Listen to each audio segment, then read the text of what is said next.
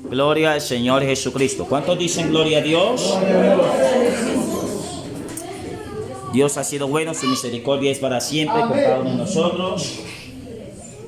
Vamos a comenzar nuestro estudio. Vamos a ver lo que es el arrepentimiento. Aquí en la escuela,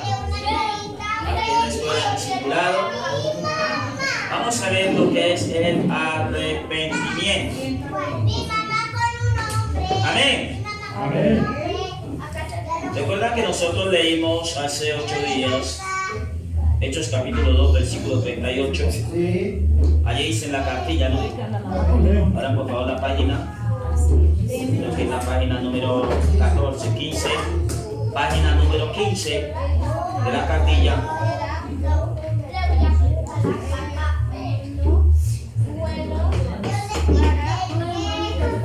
Hechos capítulo 2, número 38, dice así lo siguiente. Pedro le dijo: arrepentíos y bautícese cada uno de vosotros. ¿En qué nombre? En el nombre de Jesús. Para el perdón de vuestros pecados, y recibiréis el don del Espíritu Santo. Entonces aquí vamos a leer qué es el arrepentimiento o la doctrina del arrepentimiento. En Lucas 3:13 dice: os digo, no antes si no os arrepentís, pereceréis todos igualmente. Y en Hechos 2:38 dice: Pedro le dijo: arrepentíos. Ahora, hermanos, aquí viene algo bastante importante. Aquí dice en la cartilla que el arrepentimiento, en el diccionario Ladrón lo define como pesarle a uno el haber hecho una cosa, sea en la pesadumbre del pecado, con el deseo de cambiar, tomar la decisión de cambiar nuestros caminos. Pero esa palabra arrepentimiento viene de una palabra hebrea que es nacham, que significa en este caso esa misma palabra traducida al griego, que es metanona o metaneo. Y la palabra meta traduce como después o entre o atrás. Y neo se traduce como entender. Así que cuando se está hablando del arrepentimiento, se está refiriendo aquí pues que el arrepentimiento significa dejar el pecado, dedicarse a la corrección de la vida a Dios. Es en este caso un cambio de actitud, pero no significa un cambio de actitud. Significa mostrar un fruto de arrepentimiento, un fruto de cambio. Esa palabra metaneo allí en griego significa literalmente percibir o después, de modo que también significa el cambio de la actitud o el propósito de uno. En el Nuevo Testamento esta palabra arrepentimiento indica un cambio literal. Es un cambio de mente. Es un cambio de corazón. Es un cambio de pensamiento. No orar como antes se obraba. Es ser cambiado. Porque el nuevo nacimiento produce la transformación en nosotros. Pero el arrepentimiento es el paso al nuevo arrepentimiento, a la nueva vida en Cristo. Así que el arrepentimiento es una transformación radical de mente. Es tener una convicción, es tener una dirección. Es un hecho involuntario del hombre al recibir el llamado de Dios denota una fuerza, en este caso, volverse del pecado es decir, dejar el pecado y volverse para Dios. Y antes que alguien pueda arrepentirse del pecado, primeramente debe de comprender que es un pecador. Amén. Marcos 2:17 dice, Marcos 2:17, no he venido a llamar a justos, sino a pecadores. ¿Pero al qué? Al arrepentimiento. Al arrepentimiento. Ahora, punto número 3.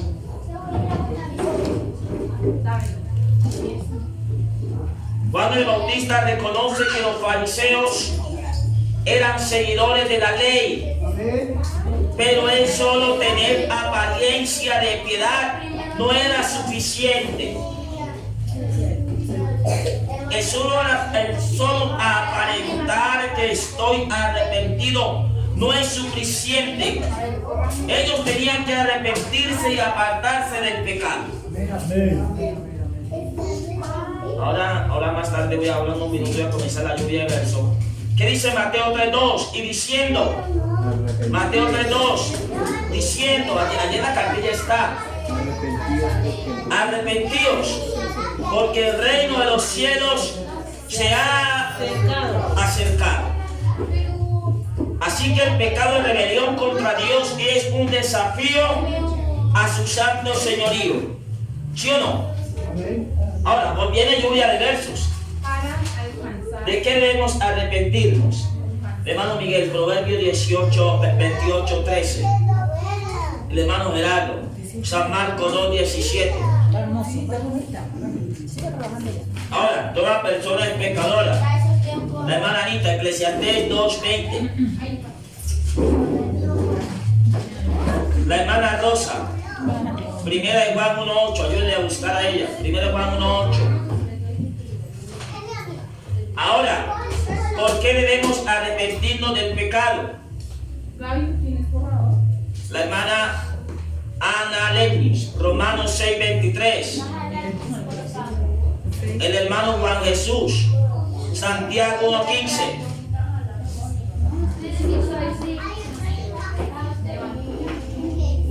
Hay 3 estados de muerte. La hermana Gisela, la muerte física, Hebreos 9:27. El hermano Juan Jesús, la muerte espiritual, Efesios 2:1. El hermano Yoheiro, la muerte eterna, Apocalipsis 2:15. El hermano John Torres, Apocalipsis 2:8. ¿Estamos allí? Vamos a comenzar a desmenuzar estos textos. Número 1. ¿Por qué debemos arrepentirnos? ¿A quién le tocó Proverbios 2:18? ¿Qué dice ahí?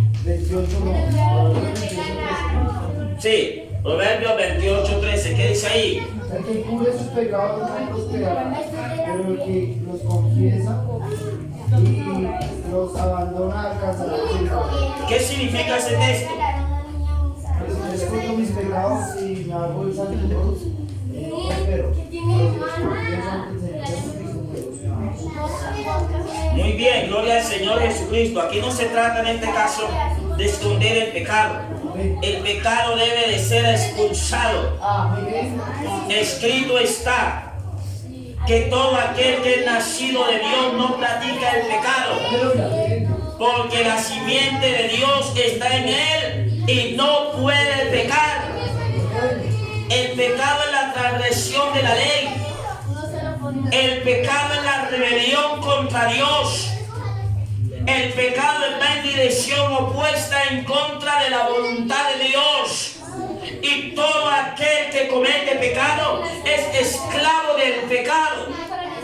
Pero el Señor Jesucristo vino para darnos vida y vida en abundancia. Él le dijo, no le he dicho a ustedes que todo aquel que tiene un amo a él se le sirve. Entonces, pues que todo aquel que comete pecado es esclavo del pecado. Y el Señor nos quedó mirando y le dijo, pero conoceréis la verdad y la verdad os hará libres. Porque si el Hijo de libertades, seréis verdaderamente libres. Y ellos dijeron, de simiente de Abraham somos. Y el Señor le dijo a ellos, ustedes dicen que vuestro padre Abraham, vuestro padre es el diablo, porque las obras de vuestros padres haréis. Y él le dijo, antes que Abraham fuese yo soy. Y dijeron, ¿no tiene 50 años? ¿Acaso eres mayor que nuestro padre Abraham? Y él le dijo, sí, antes que Abraham fuese yo soy. ¿Sabe por qué? Porque él es Dios manifestado en carne. Y la única manera para poder vencer al pecado es sometiendo la carne a la obediencia de nuestro Señor Jesucristo. Alabado sea el nombre de Jesús. Ahora, ¿a quién le tocó Marcos capítulo 2 versículo 17? Al oír esto, Jesús le dijo, los sanos no tienen necesidad de médico, sino los enfermos. No he venido a llamar a justos, sino a pecadores. ¿Qué entiende, hermano, por ese texto? Cuando el Señor Jesucristo le dijo a sus discípulos, pero en especial a los fariseos que estaban reunidos con el Señor Jesucristo, porque querían tal vez justificarse a sí mismos, les dijo que los sanos, o sea, los que ya se habían convertido tal vez a Él, no tenían necesidad del médico, y el médico estaba presente en ese momento, sino los enfermos. En aquel tiempo ellos estaban enfermos por el pecado. Entonces por eso se había manifestado. No he venido a llamar, y el llamado del Señor está latente hasta el día de hoy para aquellos pecadores. ¡Aleluya! Digamos, hermano, gloria a Dios. Gloria a Dios. Ahora, escrito está, Él vino a buscar y a salvar lo que se había perdido. Él no vino a llamar a justos. Él vino a llamar a los pecadores. Escrito está que Él desnudó su santo brazo para salvarnos. Y ese brazo es el brazo de salvación.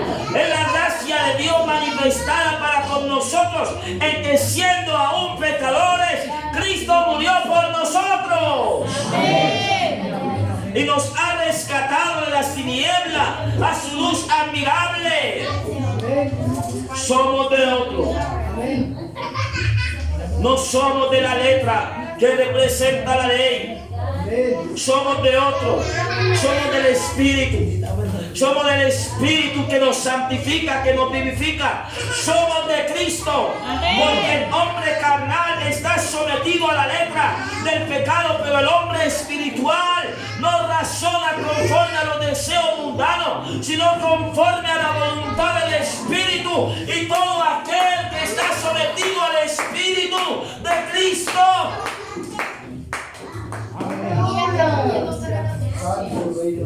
tiene su vida escondida en Dios. Amén. Está habitando en el hueco en la mano del Altísimo. Correcto. Amén. Amén. Toda persona es pecadora. Eclesiastés 7:20, ¿quién le tocó? Eclesiastés 7:20. Amén.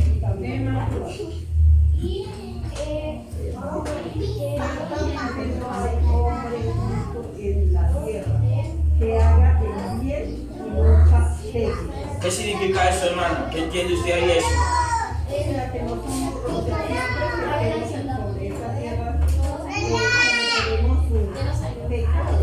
Pero para esto tenemos nosotros que hacer confesar los pecados, volver a porque si volvemos a lo mismo, pues no estamos haciendo. Amén. Aunque estemos en esta tierra y tenemos un tabernáculo, hermanos. Este tabernáculo humano, pero también hay un tabernáculo no hecho de manos, eterno en los cielos. Amén. Tenemos una morada. Amén. Mientras estemos en este cuerpo. El apóstol Pablo lo dijo. Lo dijo claramente que aunque andamos en esta carne no militamos según ella. O sea, hay una lucha entre el espíritu y la carne. La carne nos va a incitar al pecado, pero el espíritu nos va a incitar a obedecer a Dios. Amén. Amén, hermanos. Y cuando hay un verdadero arrepentimiento, hay un cambio de mente, hay un cambio de decisión, hay un cambio de corazón, hay un cambio de pensamiento, hay un cambio de caminar, hay una actitud diferente. Ya no pensamos en las mismas cosas, en los deseos de este mundo. Ahora pensamos en las cosas del cielo. Amén. Ahora pensamos en las cosas celestiales. ¿Por qué, hermano? Porque todos han pecado. De manera que Jesús realmente vino para el mundo entero, a salvar al mundo. Sin embargo, Jesucristo declara que salvará solamente a aquellos que reconocen sus pecados, porque Él no vino a salvar a justos, sino a pecadores. El pecador debe de sentir remordimiento. El pecador debe de sentir, en este caso, el arrepentimiento que viene según Dios. Su corazón debe de estar quebrantado a causa de los pecados, porque escrito está: los sacrificios de Dios son el espíritu quebrantado y al corazón contrito y humillado no despreciarás tú, oh Dios. El pecador debe sentir en sí mismo un poco de desagrado, porque no está agradando a Dios. Debe sentir dolor, porque la tristeza que es según Dios, dice el apóstol Pablo, produce el arrepentimiento para salvación. Amén. Gloria a Dios.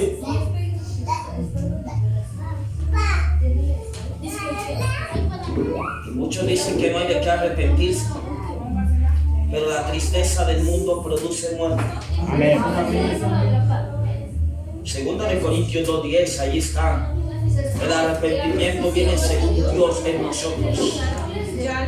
Por eso es que dice la Biblia que entonces Él les abrió el entendimiento para que comprendiesen las Escrituras. A los discípulos para que comprendiesen que el Señor había de morir. Pero también nos dice la Biblia que cuando el apóstol Pablo estaba allí predicando en Filipo, había una mujer llamada Lidia, la cual vendía en este caso púrpura. Y dice la Biblia que Dios le abrió el corazón para que comprendiera el mensaje del apóstol Pablo. Y dice que Dios fue el que le abrió el corazón. El arrepentimiento viene según Dios para un corazón contrito y humillado, un corazón que quiera arrepentirse. Para arrepentimiento debe haber disposición y un cambio de actitud. Si usted no tiene disposición para que Dios obre en su vida, y si usted no cambia de actitud, entonces no vendrá el arrepentimiento que viene según Dios. Pero también ahí viene otra situación. Hay unos que al ver Dios que no cambian de actitud, y Dios quiere cumplir su propósito en él, aunque cojan caballo, que cojan muro, lo que sea, camino a Damasco, allá Dios lo puede bajar del orgullo, lo puede, le puede dominarle para cumplir su propósito en él. Amén. Amén. Primero en Juan 1:18, ¿qué dice? Primero Juan 1:18, ¿qué dice? 1:8. Sí, maná Rosa, por favor, qué pena yo aquí.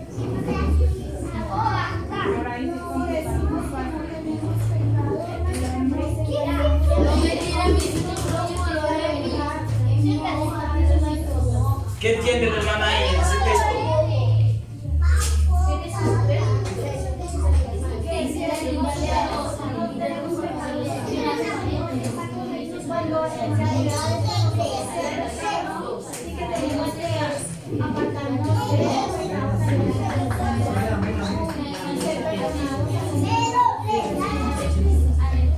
Pueden estudiar, hermano, mirad.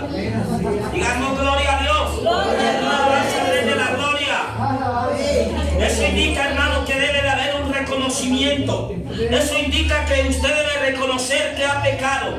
Eso indica en este caso que usted debe de cambiar. La Biblia nos dice claramente la parábola del hijo pródigo. Es un ejemplo de arrepentimiento. Tienen todo tiene dos elementos: el arrepentimiento y la historia del hijo.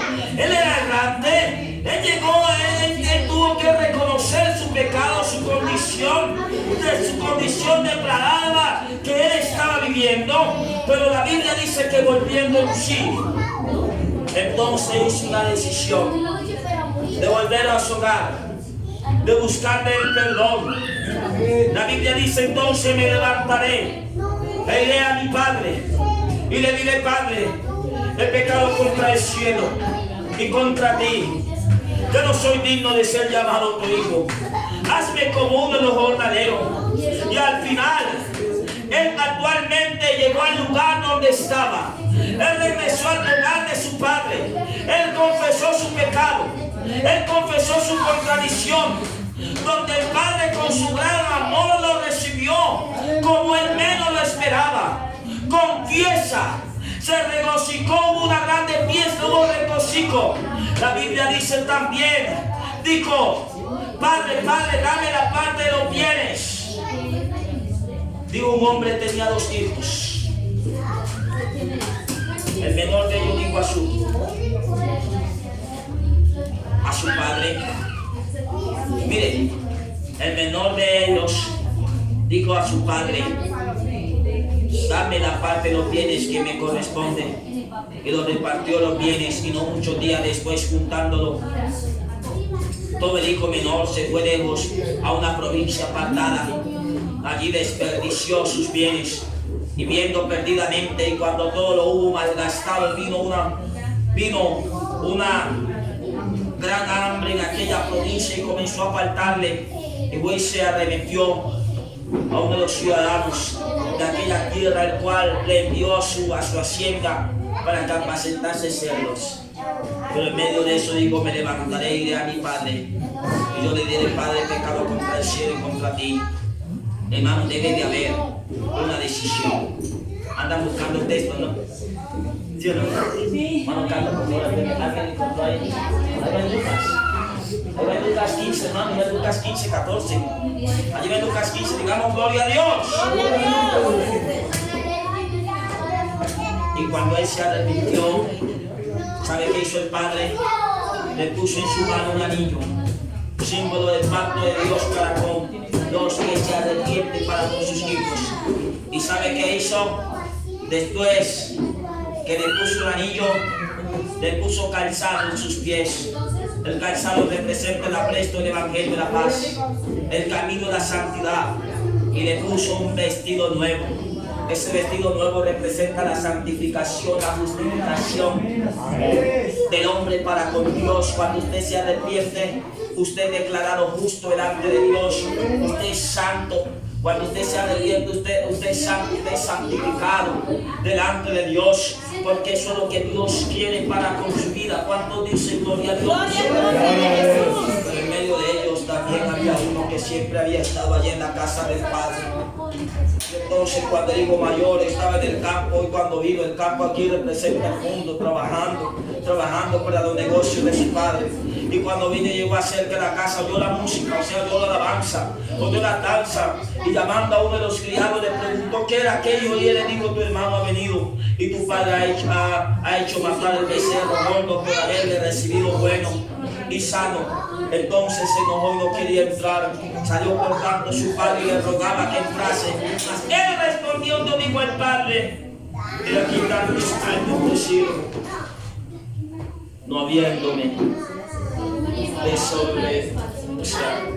desobedecido jamás, y nunca me has dado a mí ni un cabrito para gozarme con mis amigos. Pero cuando vino este mismo, que has consumido tus bienes con manera, que has hecho matar para el becerro gordo, él entonces le dijo: hijo, tú siempre has estado conmigo y todas mis cosas son tuyas, mas era necesario hacer fiesta y regocijarnos, porque este tu hermano era muerto y ha revivido y se ha perdido y es hallado. Así que el arrepentimiento, entonces, mis hermanos, viene por la gracia de Dios a través de la fe.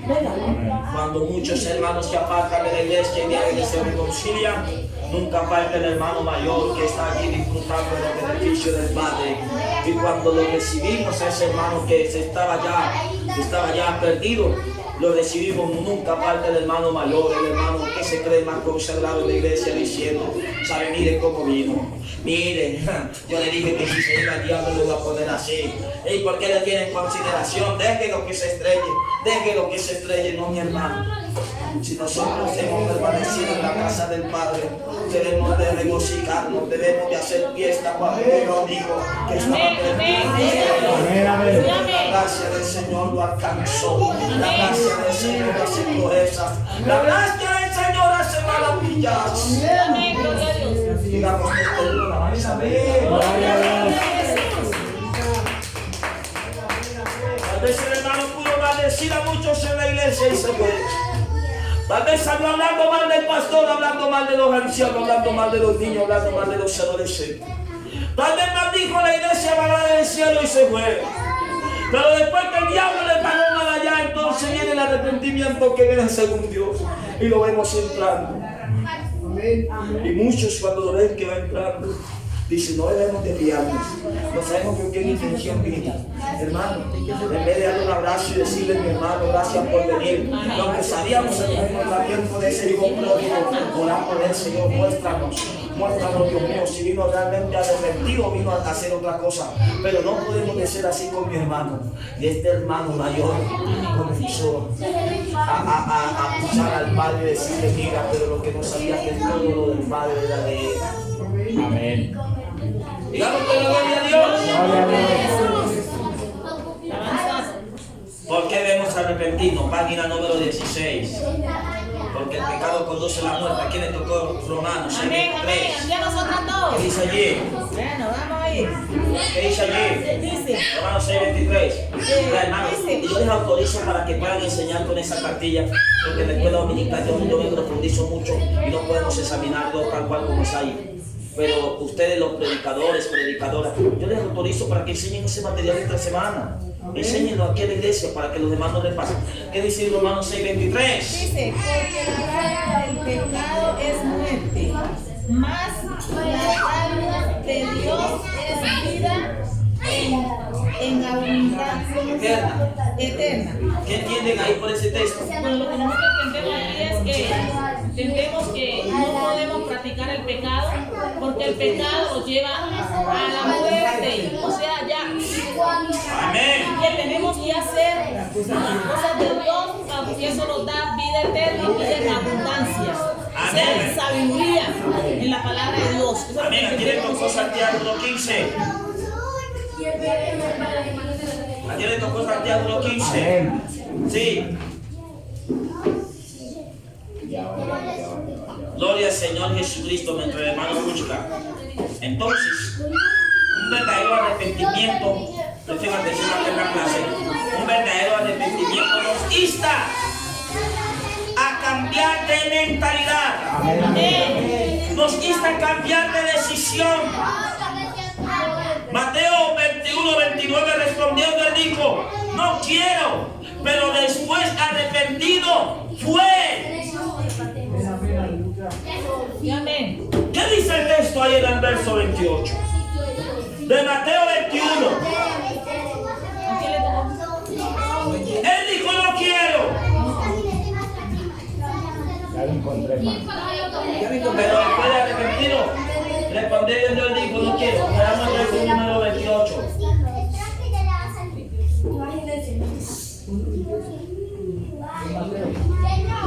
Un hombre tenía dos hijos y acercándose al primero hijo, le dijo, ve a trabajar en tu viña.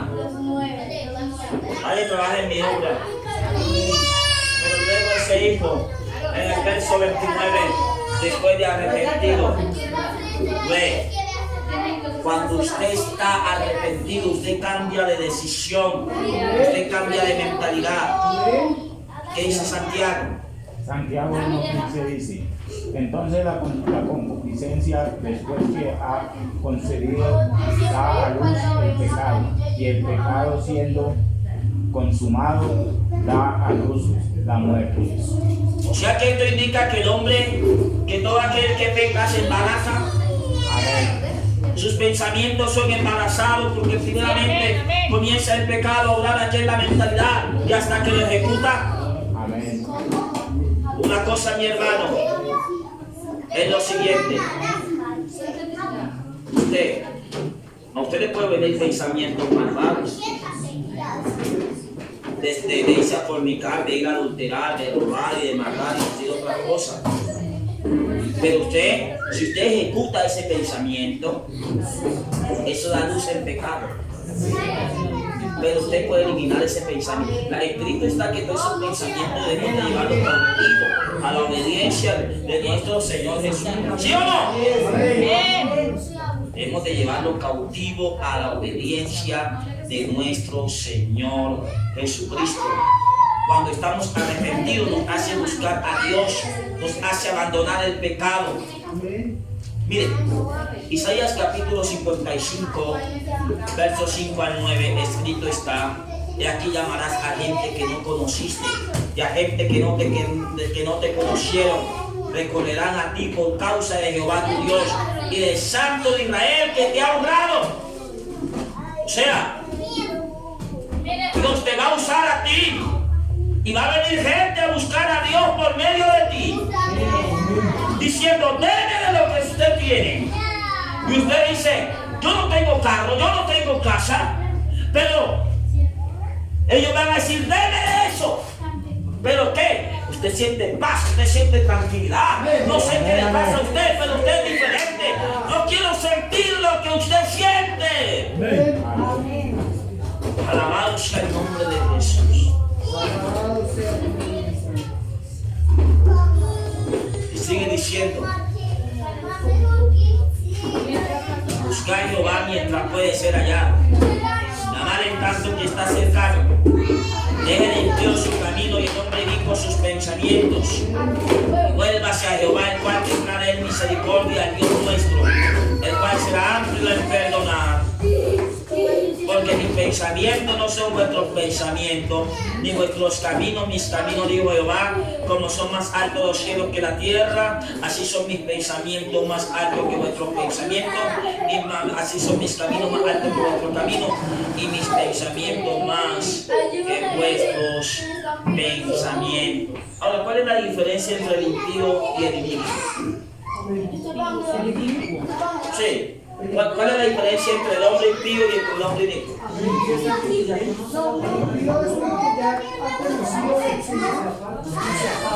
Sí. El inicuo es aquel que no ha tenido conocimiento del Señor y sigue.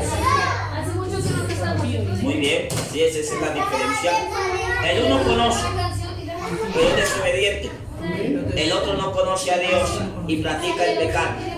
Pero ¿sabía usted que cuando usted lee la Biblia, el libro de los Salmos, condena más al impío que al inicuo? Amén, amén. ¿Sabe por qué? Porque es conocedor de la palabra. Y Él no dará por culpable al inocente. Amén. Cuando dice la Biblia que Él no hará culpable por inocente, repito, hay poder en Jesús, que Él no hará inocente por culpable. Amén. Sí. Si usted pecó, has pecado, necesita reconciliarte con Dios. Amén. Es por eso que la Biblia le da duro al hombre impío, porque dice el apóstol Santiago que sabiendo hacer lo bueno no lo hace, y todo aquel que sabe hacer lo bueno no lo hace, dice Santiago, le es pecado. En pocas palabras, él es un impío. Amén. Todo lo dice el pastor. Eso ahí está escrito. Amén, amén. Por eso el Señor le da duro a los que conocemos y no obedecemos. Porque Él sabe que los cananeos no conocen, los filisteos no conocen. Pero los que habitamos aquí en Sion, los que somos el pueblo separado por Dios, nosotros conocemos. Amén. Nosotros tenemos que ser luz en medio de este mundo. El cananeo no conoce a Dios de nosotros. Y cómo es, hermano, la situación que muchos de nosotros que estamos aquí metidos en la ciudad del gran rey, somos desobedientes al rey. Amén. ¿Sabe qué dice la Biblia? Cuando usted lee el Salmo 2, ¿por qué se amotinan la gente y comienzan a hacer cosas vanas? Consultaron contra Jehová y contra su ungido, porque me han ubicado en medio de lobos y de perros, no dicen los inicuos, los impíos. Amén. Y sobre mis ropas echaron suerte. Contar mis huesos puedo todo. Y dice, horadaron mis manos y mis pies y me dieron a beber vinagre. ¿Se cumplió o no se cumplió? El pueblo que le crucificó conocía al Dios de la gloria, o eran unos hombres que no conocían a Dios. ¿Habían leído la escritura? Amén. ¿Estaban esperando un Mesías? ¿Qué decía la ley? La ley decía claramente que era ojo por ojo y diente por diente.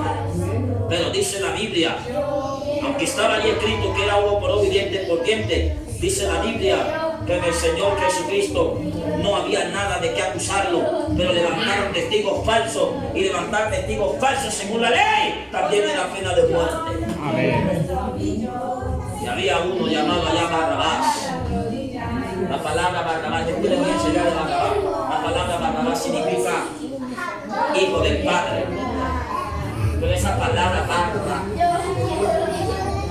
y también Bas significa hijo de papi.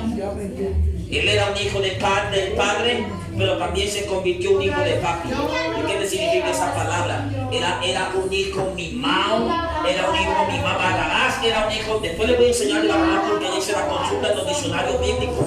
Y eso es lo que significa. El hijo era un hijo del padre, pero después se convirtió en un hijo de papi. Era un hijo de papi que le acolitaban todo. Y por eso lo convirtieron en homicida, dice la Biblia, y en ladrón. Porque Barrabás quería hacer lo que le daba la gana. Barrabás, los papás de Barrabás fueron unos alcahuetas. Porque la palabra de Barrabás significa hijo de papi y hijo del padre. Y cuando se comenzó a levantar ese niño, ¿qué sembraron en Barrabás? Nunca lo corrigieron. Proverbios 4:22 dice, instruye al niño en su camino para cuando fuere viejo no se parte de él. Que este era un hijo de papi y por esa causa había este homicida allí. Y ahí estaba Jesús. ¿Y sabe qué hizo el pueblo? ¿Qué el pueblo dijo? Habían dos. Estaba el homicida. ¿Y sabe qué hizo el pueblo? Entregaron al autor de la vida y soltaron al homicida. ¿Y sabe qué dijo el pueblo? Y la sangre de este justo queda sobre nosotros, sobre nuestros hijos y sobre nuestros descendientes. Amén, así es. Amén. Y por esa causa, hermanos, es que el pueblo de Israel está en la condición que está. Que ellos mismos echaron la maldición encima. Pero Dios es tan misericordioso que Dios va a obrar con ellos. Dice la Biblia que los hará pasar por la vara. Amén. Los hará pasar por la vara, dice el libro de Ezequiel. Los haré pasar por debajo de la vara de la angustia para que me busquen en el desierto. Amén. Sus corazones y sus rostros se van a convertir pálidos por haber desechado a Jehová. Ahora, ¿quién tiene una bendición para que ore? Van a pasar por la vara del dolor y del sufrimiento. Así que arrepentimiento es cambio de mentalidad, cambio de corazón. Vamos a dejar ahí este tema de las 3 clases de muerte porque es un tema bastante profundo. Bueno, pero sin embargo, vamos a analizarlo aquí rápidamente y después les voy a enseñar las 3 clases de muerte más amplias. Hay 3 clases de muerte, hay 3 estados. La muerte física, ¿quién le tocó la muerte física? Hebreos 9:27. No, a mí me tocó. Hebreos 9:27, ¿qué dice ahí? La muerte A la física. nefia.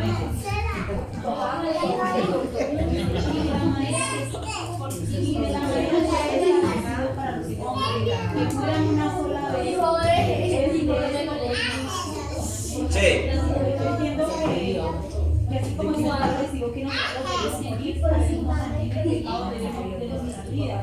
Porque llegará el momento que llegaremos al juicio final, y tendremos que darle cuenta al Señor de lo que hicimos. Y una persona que muere de un arrepentimiento que ha pecado en su vida, le da gracias para salvar.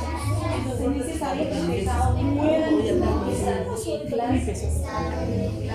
Muy bien.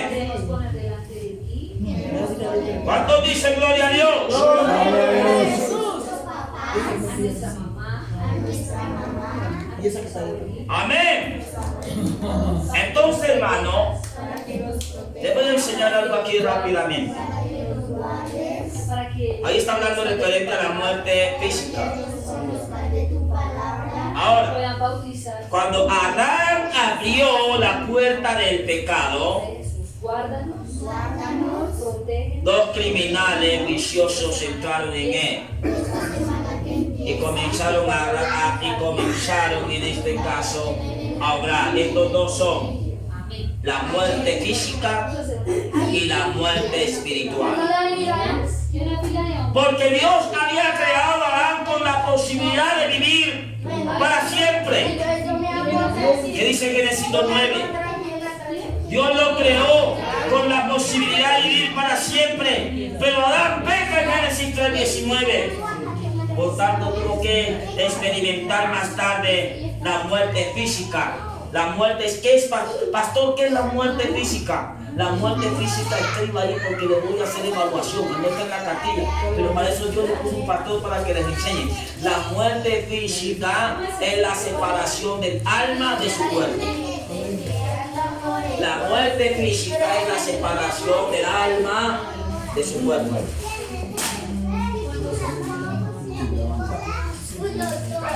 Amén. ¿Qué es la muerte física, estudiantes? Es la separación del alma. Por eso es que dice la Biblia en el libro de Génesis que cuando Raquel murió, entonces salió el alma y quedó el cuerpo. Esa es la muerte física. Por eso es que dice la Biblia que cuando murió Abraham, murió Jacob, murió Isaac, y dice, y fue unido a los de su pueblo. ¿Por qué utilizan esa expresión? Fue unido a los de su pueblo. Es que ellos tenían una mentalidad, y ellos decían que ellos se iban a ver con sus padres en el más allá, pero que con este cuerpo no se iban a poder ver, pero sí se podían ver con el alma. Amén. Por eso dice que fue unido a los de su pueblo, o sea, con los otros que habían muerto, fue unido a los de su pueblo. Entonces, ¿qué es la muerte física? Es la separación del alma Del cuerpo. Amén. Entonces, digamos, gloria a Dios. Gloria a Dios. Gloria al Señor. Ahora, a quién le tocó la muerte espiritual. Entonces, si la muerte física es la separación del alma del cuerpo, ¿qué va a ser la separación? ¿Qué significa la muerte espiritual? Eso lo vamos a aprender ahora. ¿A quién le tocó, hermano? Yo sé que ya se fue el tiempo. Hermano, gracias por haber hecho esa oración. Estos últimos minutos estoy sintiendo una libertad como lo hacía siempre. Amén. Gloria a Dios, hermano. Amén. ¿A quién le tocó el versículo? Esto es que no voy a predicar porque yo estoy enseñando. No dice gloria a Dios. Gloria a Dios. ¿A quién le tocó, mis hermanos? En Efesios 2:1. Amén. Aleluya. El espíritu se separa de uno. Efesios 2:1 dice que Él os dio vida a vosotros cuando estabais muertos en vuestros delitos y pecados. Amén. ¿Qué significa ahí, hermano? Estamos en la clase de discipulado, escuela del maná. Significa que Siempre se va a llamar escuela del maná, sea el aquí Señor nos dio o sea en vida. otra parte. ¿Qué significa ese texto? nos dio vida cuando estábamos muertos en pecados y delitos. ¿Cómo nos dio vida? Porque Él nos rescató del pecado y nos limpió y nos lavó con su sangre y nos hizo nueva criatura. Ahora, muy bien, estudiantes, no les digo alumnos porque alumnos que no saben nada, estudiantes que saben pero quieren aprender más. Muy bien, estudiantes. Ahora, viene algo bastante importante acá. Si la muerte física es la separación del alma, es la separación del alma del cuerpo, ¿qué significa la muerte espiritual? Es la separación del hombre hacia Dios. Es cuando el hombre se separa. Digamos, gloria a Dios. Es cuando el hombre, cuando estábamos muertos, estábamos sin Cristo, no teníamos ciudadanía, estábamos muertos en nuestros delitos y pecados, pero Él nos dio juntamente vida y nos sentó en lugares celestiales. ¿Quién era usted, hermano? ¿Dónde estaba usted? ¿Dónde está usted sentado ahora? Usted está sentado en lugares celestiales, en una posición de grandeza, en una posición de señorío, en una posición de autoridad. Alabado sea el nombre del Señor. Oh, hermano, porque como la consecuencia del pecado, todas las personas no salvan. Todas las personas no se salvan a sí mismos. Por sí mismo el hombre no puede hacer nada por el hombre. Un día esas personas iban a ser arrojadas al lago de fuego. ¿Qué es la muerte? Después les puedo enseñar cuál es la separación. Porque si la muerte física es la separación del alma y del cuerpo, la muerte espiritual es la separación del hombre hacia Dios. Cuando el hombre se separa de Dios, entonces queda muerte segunda. Eso lo digo para la próxima clase. Amén.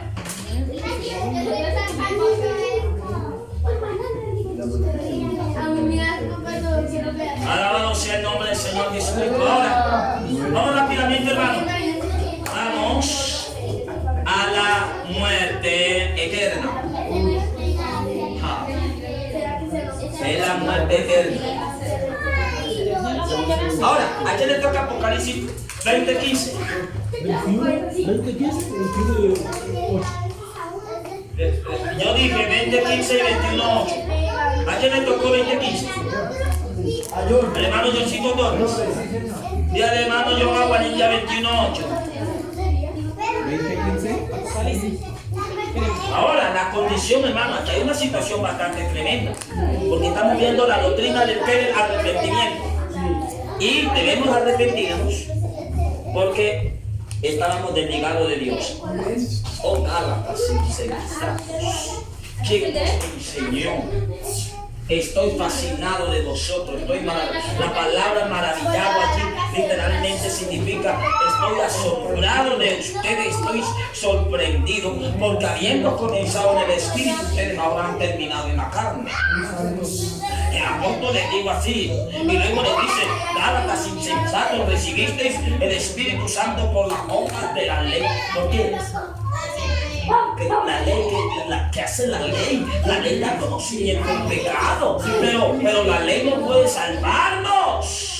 La ley lo que hace es por cubrir el pecado. Te dice por un año más vas a estar perdonado, y cada día era sacrificio tras sacrificio tras sacrificio. Pero el Señor Jesucristo, por un solo sacrificio, nos dio vida a todos y eterna, no es por unos días, eterna redención por su sangre.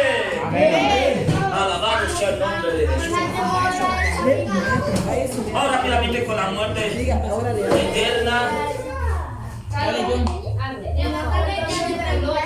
Y el que no se haya inscrito en el libro de la vida fue lanzado al lago de fuego. Muy bien. ¿Qué entiende usted ahí? Que Dios nos tiene escritos en un libro de la vida, pero si uno no se puede explicar. Entonces, de pronto empieza a hacer pecado, no puede ser borrado. Entonces, ajá. cuando Cristo ahora el libro de Muy bien. Muy bien. El estudiante, el hermano John Aguanilla, ¿qué dice del texto de él?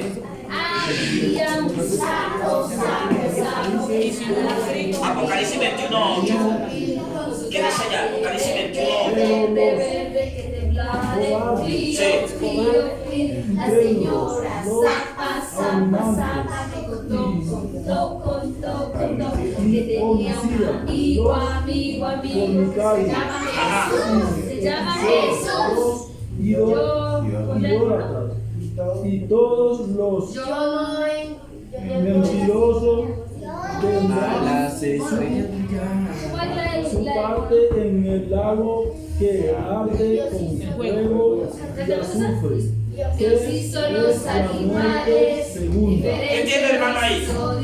Pues yo entiendo, dice iguales todos alaban a Dios. Sí. Dios hizo los animales, diferentes los hizo Dios.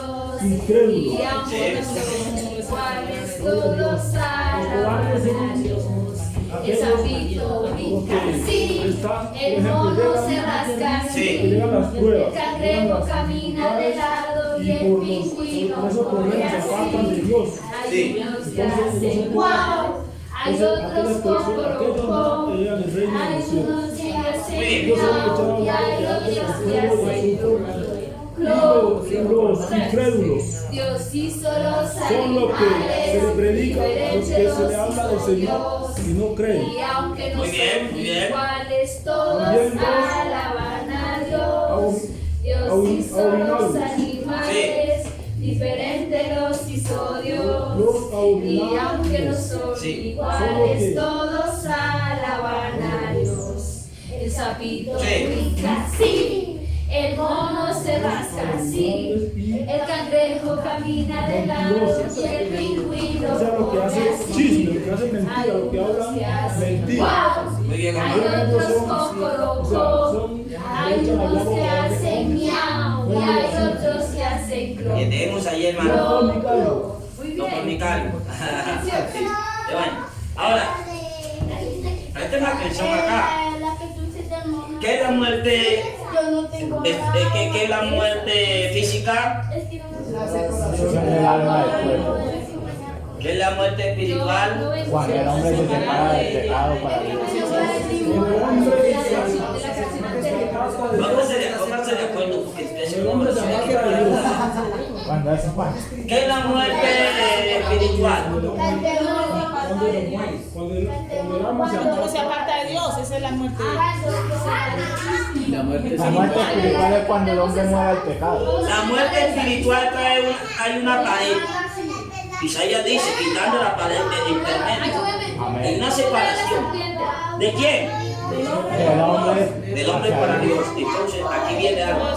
Y la muerte segunda, o la muerte eterna, es la separación eternamente del hombre.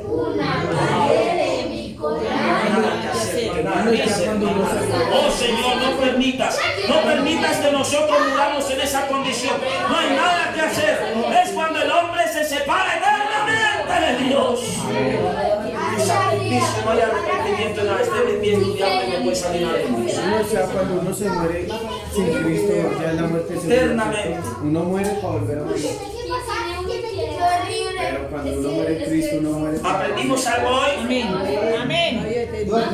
Después les voy a dejar una clase para que me hagan una exposición de las 3 clases de muerte. La muerte física, la muerte espiritual y la muerte eterna. Amén. Dejemos de pie, hermano, para que vamos a